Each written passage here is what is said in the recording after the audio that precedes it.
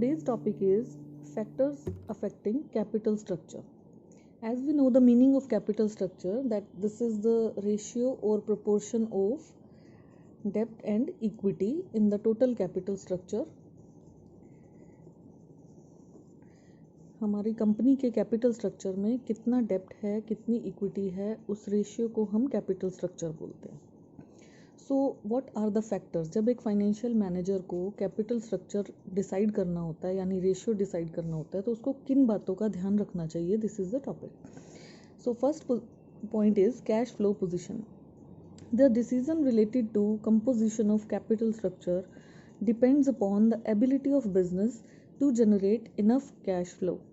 जब भी कंपनी को ये डिसाइड करना होता है कि कैपिटल स्ट्रक्चर का कंपोजिशन क्या होना चाहिए यानी डेब्ट और इक्विटी का रेशियो क्या होना चाहिए, डिपेंड करता है कि बिजनेस की एबिलिटी कैश फ्लो जनरेट करने की कितनी है. क्योंकि कंपनी को एक लीगल ऑब्लिगेशन होता है कि अगर डिबेंचर्स इशू किए हैं तो फिक्स रेट ऑफ इंटरेस्ट पे करना है, अगर प्रेफरेंस शेयर्स इशू करने हैं तो डिविडेंड पे करना पड़ेगा, and principal amount and interest for loan. अगर लोन लिया है तो प्रिंसिपल अमाउंट भी वापस करना है और इंटरेस्ट भी देना है.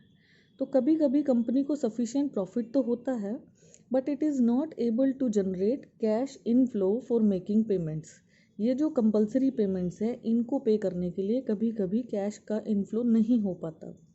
तो जो एक्सपेक्टेड कैश फ्लो है it must match with the obligation of making payments. Cash का इनफ्लो ऐसा होना चाहिए कि हम पेमेंट कर पाएँ, क्योंकि अगर कंपनी फेल हो जाती है फिक्स पेमेंट करने के लिए इट मे फेस इंसॉल्वेंसी तक की प्रॉब्लम क्रिएट हो जाती है. बिफोर इंक्लूडिंग द डेब्ट in the capital structure company must analyse properly the liquidity of its working capital. तो कभी भी लोन लेने से पहले, उधार लेने से पहले कंपनी को ये एनालाइज कर लेना चाहिए कि वर्किंग कैपिटल की लिक्विडिटी क्या है.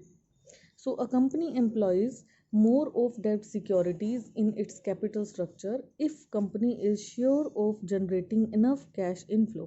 अगर कंपनी को ये श्योर है कि वो कैश का इनफ्लो जनरेट कर सकती है तभी उसको लोन लेना चाहिए. डेब्ट सिक्योरिटीज़ तभी लेनी चाहिए.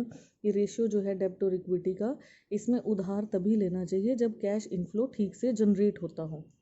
Whereas if there is shortage of cash, अगर कैश का शॉर्टेज हो then it must employ more of equity in its capital structure. अगर लगता है कि कैश का शॉर्टेज है तो कैपिटल स्ट्रक्चर में इक्विटी ज़्यादा रखनी चाहिए, डेब्ट कम रखना चाहिए, क्योंकि इक्विटी में लाइबिलिटी नहीं होती वापस पे करने की. इस पॉइंट में जो मेंशन करना है, जो मेन चीज़ है वो ये डार्क वर्ड्स हैं. This is only for explanation कि इनफ्लो आउटफ्लो कैसे बनता है कंपनी का. एक्चुअल पॉइंट यही है क्योंकि हम क्वेश्चन क्या पढ़ रहे हैं कि कैपिटल स्ट्रक्चर में डेब्ट और इक्विटी कितना होना चाहिए. तो सिंपली डायरेक्ट अगर हम कहें तो यही है कि कंपनी डेब्ट यानी लोन ज़्यादा, सिक्योरिटीज़ तब ज़्यादा करे जब उसको इनफ्लो कैश ठीक हो, कैश का इनफ्लो ठीक हो, और अगर कैश का शॉर्टेज है तो उसको इक्विटी ही ज़्यादा यूज़ करनी चाहिए. This is the basic reason behind cash flow position. Second is interest coverage ratio. What is ICR? Interest coverage ratio means the ratio of earning before interest and tax and interest. क्या मतलब है कि company कितनी earnings करती है और उसमें से कितने टाइम्स वो इंटरेस्ट पे कर पाती है. जैसे इससे पहले जो हमने एक इलस्ट्रेशन किया था उसमें EBIT 7 लाख था और इंटरेस्ट जो था 10% था, यानी किसी एक सिचुएशन में 1 लाख का इंटरेस्ट था. तो अगर हम 7 को 1 से डिवाइड करें तो 7 times company is able to pay interest. ठीक है, अगर यहाँ 2 लाख होता तो 3.5 times company is able to pay interest. तो EBIT और इंटरेस्ट को डिवाइड करके आता है interest coverage ratio. It refers to number of times company's earnings before interest and taxes cover the interest payment obligation. मतलब कितने टाइम्स कंपनी अपनी earnings में से इंटरेस्ट पे कर सकती. High ICR means companies can have more of borrowed funds, whereas low ICR means less borrowed fund securities. ICR जितना ज़्यादा होता है, अगर ये 7 टाइम्स है तो कंपनी उतना ज़्यादा borrowed fund यूज़ कर सकती है. लेकिन ICR अगर कम होता है, जैसे यहाँ अगर 2 लाख होता तो ये 3.5 हो जाता, यहाँ अगर 3 हो जाता तो 2 पॉइंट समथिंग हो जाता. तो जितना ये कम आएगा फिगर उतना borrowed fund कम यूज़ करने चाहिए. रीज़न क्या है? क्योंकि ये हमारा प्रॉफिट है, अर्निंग्स है हमारी। इसमें से अगर हम इंटरेस्ट पे करने की कैपेसिटी में ही नहीं हैं तो हमें ज़्यादा लोन नहीं लेना चाहिए, हमें बोरोड फंड्स सिक्योरिटीज़ ज़्यादा यूज़ नहीं करनी चाहिए। केवल तब करनी चाहिए जब ICR ज़्यादा हो, यानी ये गैप दोनों का रेशियो जो है बहुत ज़्यादा हो, तो हम ईजिली बोरोड फंड्स को यूज़ कर सकते हैं। थर्ड पॉइंट इज़ डेब्ट सर्विस कवरेज रेशियो, DSCR। ये एक स्टेप उससे भी आगे है ICR से, क्योंकि ICR में हमने नोटिस किया कि इंटरेस्ट कितना पे कर सकती है कंपनी, बट DSCR में इंटरेस्ट के साथ साथ प्रिंसिपल अमाउंट भी कवर करना है। जैसे आप लोन लेते हो तो इंटरेस्ट का पेमेंट तो है ही, बट एक टाइम के बाद हमें प्रिंसिपल अमाउंट भी रिटर्न करना होता है। तो ICR से एक स्टेप आगे है DSCR, क्योंकि इसमें हम सारी चीज़ें कवर करने की बात करते हैं।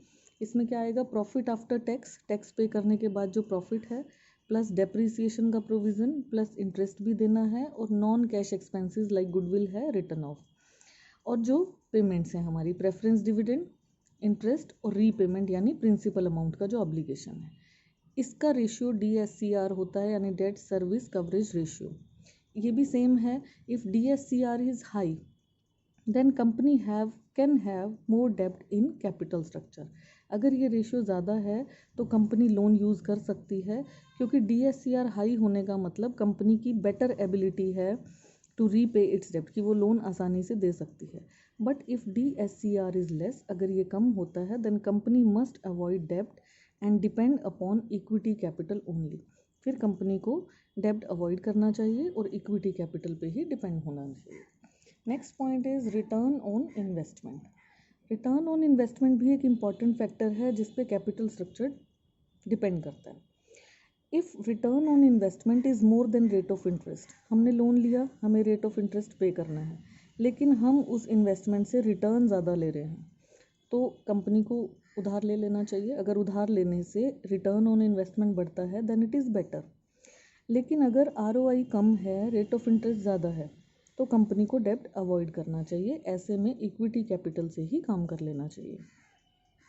नेक्स्ट इज़ कॉस्ट ऑफ डेब्ट। अगर फर्म बोरोड फंड्स अरेंज करती है, जैसे लोन लेती है और कम रेट ऑफ इंटरेस्ट पे लोन मिल जाता है, तो लोन ले लेना चाहिए। फिर कंपैरेटिवली इक्विटी से लोन ज़्यादा बेटर होता है, अगर हमें कम रेट ऑफ इंटरेस्ट पे लोन इजीली अवेलेबल हो जाए। Then tax rate, high tax rate, अगर गवर्नमेंट टैक्स ज़्यादा लेती है तो ऐसे टाइम में डेब्ट को चीप सोर्स माना जाता है, क्योंकि जब भी टैक्स पे करना होगा तो इनकम कैलकुलेट होती है, और अगर कंपनी इनकम ज़्यादा दिखाएगी, शेयर होल्डर्स को डिविडेंड ज़्यादा देगी, तो उसको टैक्स भी ज़्यादा देना पड़ेगा। तो हाई टैक्स रेट का मतलब कंपनी को लोन लेके काम कर लेना चाहिए, जबकि लो टैक्स का मतलब होता है कि कंपनी इक्विटी को प्रेफर कर ले। टैक्स का और डेब्ट का अपोजिट रिलेशन होता है। टैक्स रेट हाई है तो डेब्ट सिक्योरिटीज़ चीप हो जाती हैं, और अगर टैक्स रेट कम है तो इक्विटी चीप होती है। दोनों को इस तरह से मैनेज करना चाहिए। Then cost of equity, another factor which helps in deciding capital structure is cost of equity, यानी इक्विटी कैपिटल का कॉस्ट क्या है, यानी अर्निंग पर शेयर क्या है। हमने इलस्ट्रेशन में भी पढ़ा था, जहाँ पे अर्निंग पर शेयर ज़्यादा थी वही रेशियो हमने डिसाइड कर लिया था, चाहे वो लोन वाला था या नहीं था।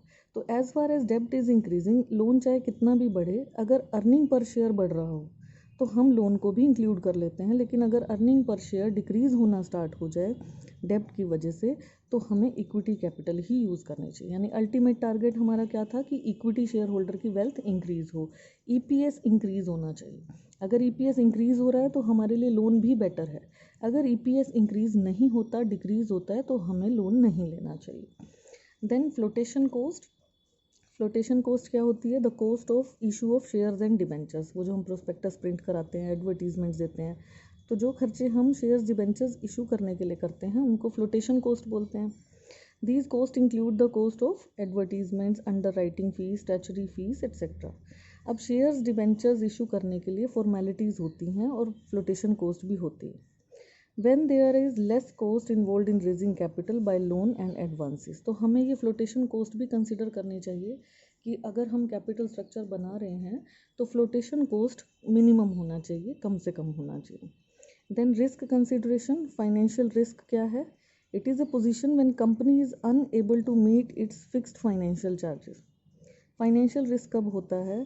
जब कंपनी अपने फिक्स चार्जेस को भी पूरा ना कर पाए, यानी इंटरेस्ट नहीं दे पा रही, प्रेफरेंस डिविडेंड नहीं दे पा रही, क्रेडिटर का पेमेंट नहीं जा रहा, अगर ऐसी सिचुएशन है तो फाइनेंशियल रिस्क है। अगर फर्म का बिजनेस रिस्क लो है तो वो कैपिटल लोन से भी रेज कर सकती है, लेकिन अगर हाई रिस्क पे चल रही है कंपनी तो उसको और उधार नहीं लेना चाहिए, क्योंकि वो पहले ही फिक्स पेमेंट नहीं कर पा रही। अगर और लोन ले लेंगे तो और ज़्यादा इंटरेस्ट का बर्डन हो जाएगा, तो ऐसे में और लोन नहीं लेना चाहिए। The next point is flexibility. ज़रूरत से ज़्यादा डेप्ट ले लेने से कभी कभी फर्म की कैपेसिटी कम हो जाती है। अगर हम बार बार लोन लेते हैं तो कभी कभी लोन लेने की पोजीशन में ही नहीं रहते। तो ये फ्लेक्सिबिलिटी मेंटेन करने के लिए भी, बोरोइंग पावर को मेंटेन करने के लिए भी हमें ज़्यादा लोन नहीं लेना चाहिए। कंट्रोल, इक्विटी शेयर होल्डर्स ही कंट्रोलर्स होते हैं कंपनी के।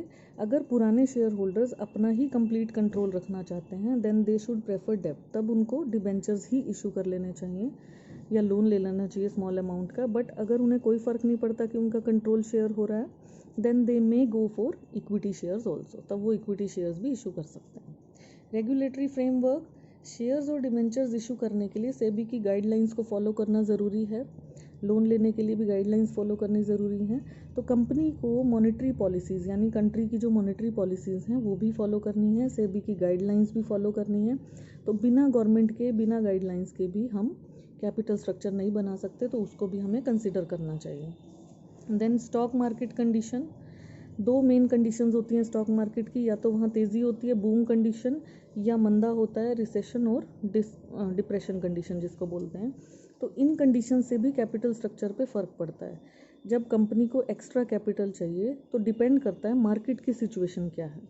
डिप्रेशन के टाइम मार्केट में बिजनेस स्लो होता है और इन्वेस्टर भी ज़्यादा पैसा नहीं लगाना चाहते, ज़्यादा रिस्क नहीं लेना चाहते। सो एट दिस टाइम, इस समय एडवाइस क्या है कंपनी के लिए कि वो लोन लेके काम कर ले, ठीक है, as these are less risky, क्योंकि इसमें फिक्स रीपेमेंट है, रेगुलर इंटरेस्ट तो है, लेकिन अगर बूम पीरियड है, तेज़ी है, तो लोग रिस्क लेने को भी तैयार हो जाते हैं, बिजनेस भी फ्लरिश होता है एंड लोग इक्विटी शेयर्स खरीदने के लिए तैयार होते हैं। तो जैसी कंडीशन हो मार्केट की उस हिसाब से कैपिटल स्ट्रक्चर बनता है। And capital structure of other companies, कुछ कंपनीज अपना कैपिटल स्ट्रक्चर इंडस्ट्रीज़ को देख के बना लेते हैं, इंडस्ट्रियल नॉर्म्स को देख के। बट फिर भी हमें ब्लाइंडली किसी को फॉलो नहीं करना चाहिए। अगर फर्म हाई रिस्क अफोर्ड नहीं कर सकती तो उसको कभी भी ज़्यादा लोन लेना नहीं चाहिए, चाहे दूसरी फर्म्स ने कितना भी लोन लिया। हमें दूसरी कंपनीज़ का कैपिटल स्ट्रक्चर देखना ज़रूर चाहिए, लेकिन उसको ब्लाइंडली फॉलो नहीं करना चाहिए। Thank you, have a nice day.